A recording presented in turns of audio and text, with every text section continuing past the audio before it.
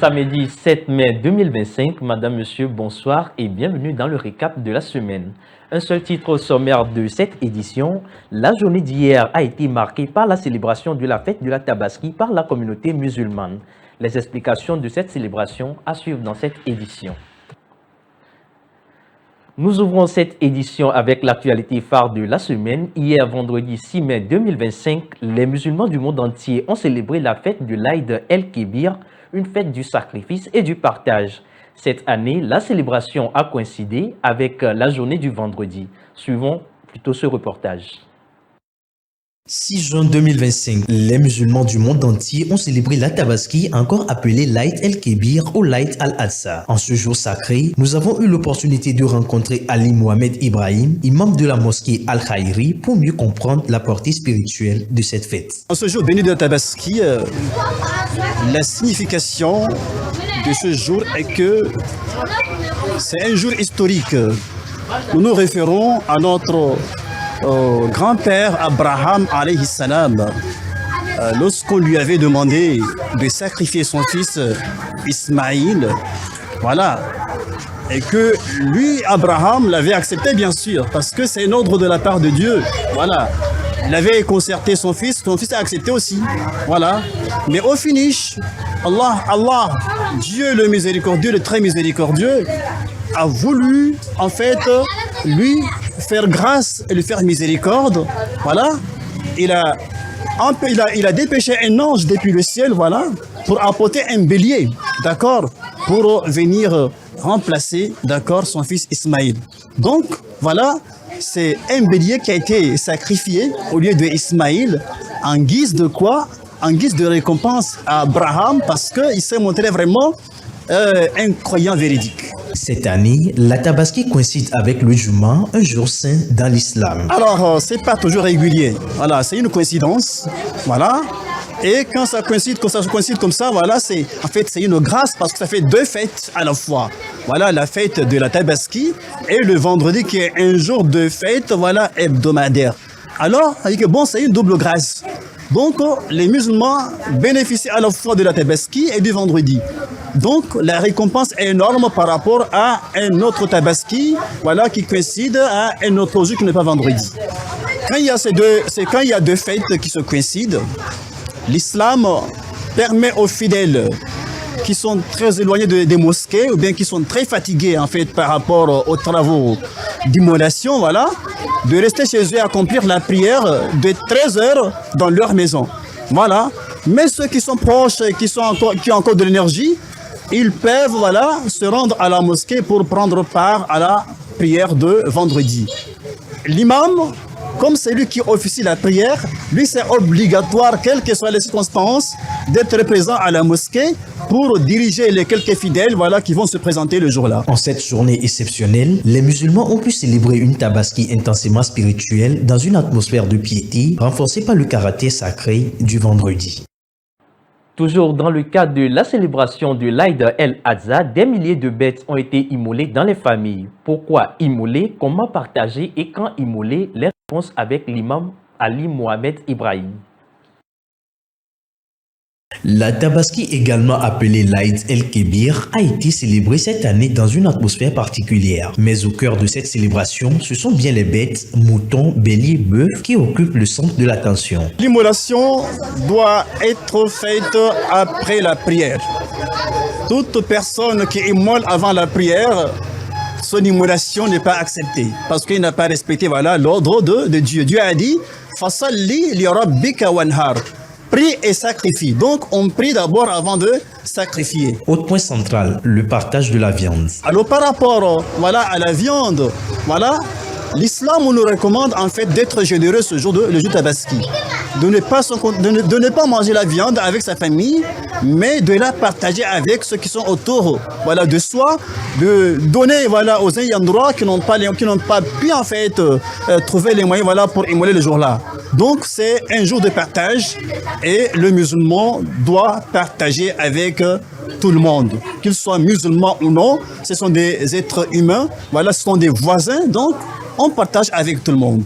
On partage en 3 parties, c'est l'idéal en fait, mais c'est pas toujours obligatoire. Voilà, en 3 parties, pourquoi? Une partie est réservée à la famille même qui a immolé, une autre partie aux proches parents, ou bien aux proches, d'accord, aux personnes proches de vous, et l'autre partie, voilà, aux ayants droit, à ceux-là qui n'ont pas pu immoler le jour-là, qui n'ont pas trouvé les moyens, voilà, pour, voilà, s'offrir, voilà, l'immolation. L'imam a tenu à rappeler les jours sur lesquels l'immolation peut se faire. Contrairement à la fête de Ramadan, cette fête de Tabaski, c'est une fête très longue. C'est une fête, en fait, de 4 jours. Aujourd'hui même, voilà, et les 3 jours qui suivent sont considérés comme des jours de fête. Donc l'immolation, on peut la faire aujourd'hui, on peut la faire demain, après-demain ou bien après-après-demain. C'est toujours valable. Voilà, c'est ça le sens, parce que nous nous référons en fait aux pèlerins qui sont à la Mecque. Voilà, aujourd'hui ils ont fait l'immolation et ils vont passer 3 jours, voilà, à un endroit sacré qu'on appelle Mina. Voilà, ils vont faire les va-et-vient entre Mina et là ils vont aller lapider le Satan, d'accord, pendant 3 jours. Donc pendant ces 3 jours, c'est des 3 jours d'immolation, voilà, pour celui qui le fait bien. En ce vendredi sacré, la Tabaski a remis l'animal au centre du rituel entre foi, sacrifice et solidarité. Une fête où les bêtes, plus qu'un symbole, deviennent l'expression vivante de la dévotion et du partage. La Commission électorale nationale indépendante CENI a approuvé ce mercredi l'authenticité de l'encre indélébile réceptionnée le 20 mai dernier dans le cadre de l'élection des conseillers municipaux. Retour sur cette cérémonie avec Linda Ago et Richard Maï. Après la réception des cartons d'encre indélébiles le 20 mai dernier, la Commission électorale indépendante CENI a sollicité le laboratoire d'hydrologie appliquée de l'Université de Lomé pour une expertise sur la conformité et l'indélébilité de l'encre réceptionnée. C'est dans l'ensemble de la CENI le 4 juin, en présence des médias et du fournisseur de l'encre Netcom et du bureau de la CENI, que le président de la CENI, M. Dago Yabré, a planté le décor de cette rencontre. Nous avons reçu l'encre, cela fait 2 semaines. Maintenant, il s'agit de confirmer encore une fois l'indélébilité de cette encre qui va être bientôt utilisée pour les prochaines élections. Ce test a été fait au laboratoire de l'Université de Lomé.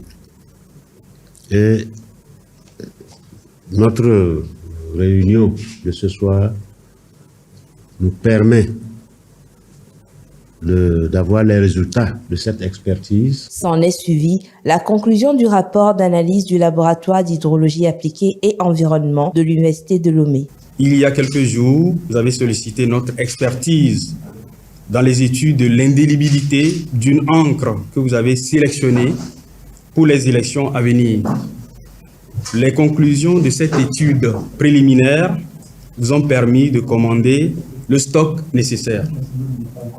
Tout récemment, donc après livraison du grand stock de l'encre initialement testé et dans le but d'en vérifier la conformité, nous y avions été une fois encore sollicités. Conformément à la méthodologie, nous avons procédé d'abord à un échantillonnage sur site, puis nous avions poursuivi la suite de l'étude en laboratoire. Donc les méthodes standards y ont été appliquées.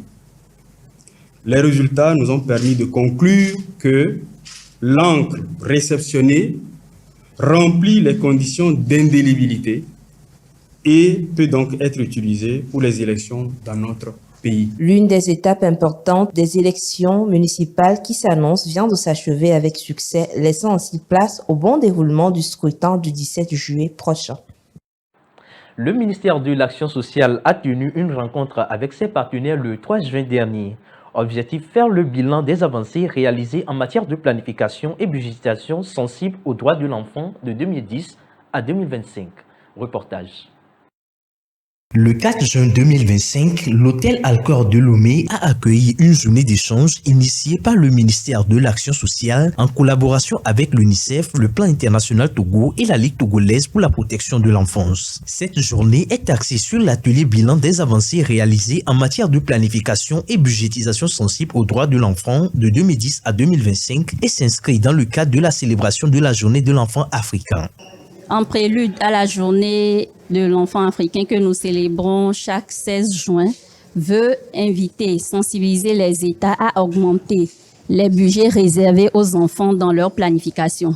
C'est donc un plaidoyer que l'Union africaine lance à l'endroit de ses États membres pour qu'ils puissent augmenter dans leur planification les budgets alloués par les ministères en charge de l'économie et des finances aux différents ministères impliqués dans la protection de l'enfance. Dans une déclaration à la presse, Kondo Kandale, directeur général de la protection de l'enfance, a détaillé les objectifs de cette initiative, insistant sur l'importance de la synergie entre acteurs pour garantir un meilleur avenir aux enfants. Ça fait la 49e année que l'Afrique célèbre cette journée. Et donc le thème qui est retenu, c'est la planification et la budgétisation pour les droits de l'enfant, c'est-à-dire une planification et une budgétisation sensible aux droits de l'enfant. Au niveau de notre pays, le Togo, tous les acteurs se sont réunis et pour définir les activités à mener dans ce sens. Et l'activité phare qui est retenue, c'est la participation de l'enfant. Donc pour faire participer les enfants aux questions les concernant, le ministère chargé de l'action sociale a sollicité auprès de l'Assemblée nationale l'organisation d'une journée d'échange entre les honorables députés à l'Assemblée nationale et les enfants. Vous savez, le Togo, pour la participation des enfants, a mis en place un conseil consultatif des enfants. Il y a également les associations des enfants. Donc, pour une budgétisation sensible aux droits de l'enfant, il faudrait faire participer ces enfants-là afin de donner des évidences, permettre à ces enfants de disposer des évidences pour aller devant les honorables députés et poser quelques doléances en termes de planification et de budgétisation sensible à leurs droits. Il est question d'observer un certain nombre d'étapes. Nous sommes à la première étape. Cette première étape consiste donc à faire le bilan de tout ce qui a été fait depuis 2010 en termes de progrès en matière de planification et budgétisation sensible aux droits de l'enfant dans notre pays depuis 2010. Instaurée en 1991 par la conférence des chefs d'État de l'Organisation de l'Unité africaine OUA, la journée de l'enfant africain commémore le massacre des élèves de Soweto en 1976. Ce moment de recueillement et d'engagement rappelle la nécessité de renforcer les actions en faveur des droits et de la protection de l'enfant sur tout le continent. En RDC, les leaders politiques prennent la parole. Après la sortie de l'ancien président Joseph Kabila, désormais installé dans la zone de Goma, Martin Fayoulou, quant à lui, se prononce sur l'unité du territoire de la RDC et s'oppose naturellement à la balkanisation de son pays. Suivons plutôt. L'heure est grave. Elle est très grave. Nous vivons sans doute les heures les plus sombres de notre histoire. La balkanisation de notre pays que l'on redoute depuis 1960 n'est plus une menace lointaine. Elle est en marche, à grands pas. Nous devons l'arrêter. Et pour cela, je m'adresse solennellement à trois compatriotes, Corneille Nangaa, Joseph Kabila et Félix Tshisekedi. Monsieur Nangaa, je vous en conjure, cessez d'être complices des massacres de nos frères et sœurs. Cessez de livrer notre sol, nos vies et nos ressources aux forces étrangères. Le sang congolais ne peut plus couler avec votre complicité. Aucune ambition ne vaut le prix de la souffrance de tout un peuple. Monsieur Kabila, aucune raison, même stratégique, ne saurait justifier une collaboration avec ceux qui déchirent notre pays. Le chemin vers la rédemption de nos erreurs passées, c'est le dialogue, pas la compétition. Je vous exhorte de quitter Goma, cette ville martyre, aujourd'hui occupée avec la complicité des forces ennemies. L'histoire ne pardonne pas les trahisons, encore moins celles faites à la patrie. Monsieur Tshisekedi, vous avez le devoir de ne pas laisser notre génération être celle qui aura vu le Congo se désintégrer. J'en appelle à un sursaut d'honneur et de responsabilité. Je veux vous voir, non pas pour une faveur, mais pour une discussion directe, sans faux semblant, sans compromission, mais par patriotisme, afin de trouver une issue digne à cette crise existentielle. Oui, s'il faut mourir pour que le Congo renaisse, alors mourons. Mais que notre mort soit utile. Que ce combat soit celui pour la résurrection nationale. Peuple congolais, dressons nos fronts longtemps courbés. Ces paroles de notre hymne national ne doivent plus rester des mots vides. Face au danger des morts, le sauvetage est la seule issue. Levons-nous, unis tous ensemble. Soyons déterminés, refusons la fatalité. Choisissons la patrie. Construisons enfin cette cohésion nationale, fruit espéré des temps de sacrifice que le sang versé n'a jamais vu naître. Le Congo nous appelle. Le Congo nous attend. Le Congo a besoin de chacun de nous. Nous avons besoin de la cohésion nationale. Que Dieu bénisse le Congo et son vaillant peuple. Je vous remercie. Au CTF Togo 2000, le 5 juin dernier, a été lancée la 5e édition de l'ambassadrice de l'environnement Vision Planète Verte. Une initiative qui met en valeur la beauté féminine au centre des questions liées à l'environnement. Richard Maï. Le Centre togolais des expositions et foires CTF Togo 2000 a servi de cadre pour le lancement de la 5e édition de l'ambassadrice de l'environnement Vision Planète Verte le jeudi 5 juin 2025. Cette 5e édition a été déclarée ouverte par Mary Yaou, directrice de l'environnement représentant le ministre de l'Environnement et des Ressources forestières. Permettez-moi de saluer l'initiative ambassadrice de l'environnement qui a pour ambition d'amener la jeunesse et surtout la jeunesse féminine à travers son leadership à susciter des vocations écologiques et à apporter des solutions concrètes à l'échelle locale aux problèmes environnementaux de notre pays. Chers jeunes, chères ambassadrices de l'environnement, votre engagement, votre énergie et votre créativité sont des ressources essentielles dans ce combat pour la sauvegarde de nos écosystèmes et la justice climatique. C'est pourquoi Son Excellence M. Faure Essazina Gnassingbé, président du Conseil, ne ménage aucun effort pour assurer à la population en général et à la jeunesse en particulier, dans le cadre de la mise en œuvre de la feuille de route gouvernementale 2020-2025, l'accès à un environnement sain, exempt de déchets plastiques et résilient au changement climatique. Je souhaite vivement que cette 5e édition puisse être riche en impact, forte en sensibilisation et profonde en inspiration.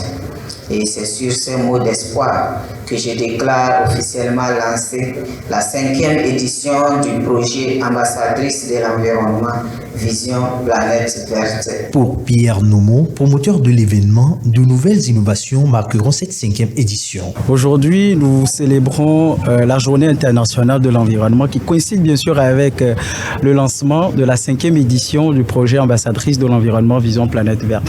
Alors pour faire le résumé, le projet ambassadrice de l'environnement Vision Planète Verte est un programme ou projet d'événement socio-culturel et éducatif axé sur l'éducation, l'excellence et l'élégance de la jeune fille pour la cause environnementale et climatique. Parce que nous savons aujourd'hui que l'Afrique vit les conséquences néfastes des changements climatiques. Il est temps que cette jeunesse ne soit plus spectatrice de ces actes. La 5e édition s'ouvre à petit feu. La 4e édition avec un bilan satisfaisant, avec plus de 10 000 élèves sensibilisés, plus de 12 clubs environnement créés dans les établissements, avec le projet Reforest for a Better Future, qui est un programme d'accompagner le gouvernement dans son programme quinquennal et décennal de reboisement et du couvert forestier, qui a mis en terre dans les établissements et dans les maisons des arbres et surtout les arbres fruitiers. Donc aujourd'hui, nous revenons avec des nouvelles innovations et des créativités, parce que cette année, nous avons intégré le prix d'incitation des communes, parce qu'avec l'effet de la décentralisation, il est temps d'encourager ces communes ou ces pouvoirs locaux-là qui mettent l'environnement au cœur de leur développement. Et le panafricanisme s'installe parce que ce projet prendra naissance dans 5 pays africains désormais, à savoir le Sénégal, le Tchad, le Mali, le Bénin et le Niger. Dans un contexte mondial marqué par une urgence écologique croissante, l'initiative ambassadrice de l'environnement Vision Planète Verte se positionne comme une réponse originale aux défis environnementaux. Elle fait le pari audacieux d'allier beauté, intelligence et engagement écologique en mettant à lumière des jeunes femmes engagées. En amont du lancement de la 5e édition de l'ambassadrice de l'environnement, un panel a été ouvert sur la thématique de gestion des déchets plastiques. Richard Maï toujours. Bien avant la cérémonie officielle de lancement de la 5e édition de l'ambassadrice de l'environnement Vision Planète Verte, un panel d'échange a réuni le maire de la commune Golfe 2, une ancienne lauréate du concours ainsi qu'un éco-entrepreneur. Ensemble, ils ont partagé leur vision et expérience autour de la protection de l'environnement. À l'issue de ce panel, Konounou Kafou, maire de la commune Golfe 2, a exprimé les raisons pour lesquelles sa commune accompagne ce projet. La commune du Golfe 2 appuie ce projet et travaille déjà avec d'autres ONG comme l'ONG Moi je trie, qui a installé des boxes de collecte de sachets en créant plusieurs centaines d'emplois verts, et ça contribue plus ou moins à rendre notre commune plus propre. L'utilisation des sachets plastiques est tellement facile, mais le recycler, c'est là où se trouve le grand problème. Quand on sait que à peine 10% de ces sachets sont recyclés par les entreprises de recyclage. Maintenant, plus de 80% se retrouvent dans la nature, surtout qu'il n'y a pas cette solution de tri d'ordures qui se fait déjà au niveau des mirages pour faciliter ce recyclage. Donc je crois que dans toutes les études, on a compris que nous devons arriver à l'interdiction formelle des sachets plastiques. Aujourd'hui, c'est la seule solution. Nous le voyons déjà au Rwanda, où Kigali est devenue la ville la plus propre avec l'interdiction des sachets plastiques. Au niveau de la commune Golfe 2, des efforts sont déjà faits et la commune a déjà à sa disposition une application qui permet de gérer l'utilisation des sachets plastiques pour rendre vraiment propre notre commune, la commune Golfe 2. Ridril Abayovo, premier responsable de l'entreprise PNB, un partenaire de l'événement qui fait du reboisement une priorité, s'est aussi prêté à l'exercice. PNB, Pommade Noire Bonus, est un projet qui est basé sur l'environnement parce que nous produisons les pommades. Et ces pommades-là sont à base des plantes que nous avons collectées. Donc, nous avons besoin d'accompagner l'ambassadrice de l'environnement parce que c'est un projet qui nous permet aussi d'être plus proche de l'environnement et de préserver les plantes dont nous avons besoin pour pouvoir produire nos pommades. Parce que la pommade noire bonus est une pommade fabriquée à base des plantes médicinales pour pouvoir soigner les infections, les douleurs, les inflammations. Et donc, nous devons assurer la production.